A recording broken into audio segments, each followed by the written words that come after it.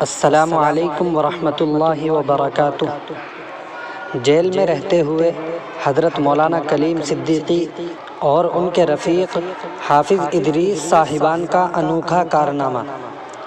حضرت مولانا نے اپنے وکیل بابو اسامہ سے کہا کہ بابو اسامہ، ہم تمہیں تب وکیل مانیں جب تم ہمارا یہ کام کر دو، اس غریب رئیس صاحب کو جیل سے چھڑوا دو۔ مولانا کلیم صدیقی صاحب اور حافظ ادریس صاحب نے 16 سال سے عمر قید کی سزا کاٹ رہے محمد رئیس کو جیل سے رہا کروایا۔ جیل میں محمد رئیس کی مولانا سے ملاقات ہوئی تھی۔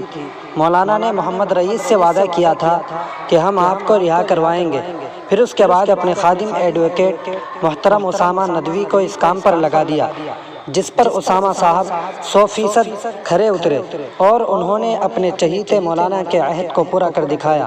آج 16 سال بعد محمد رئیس اپنے گھر لوٹ چکے ہیں۔ یہ رپورٹ مفتی غلام رسول احمد صاحب کی والد سے لی گئی ہے۔ والسلام علیکم ورحمۃ اللہ۔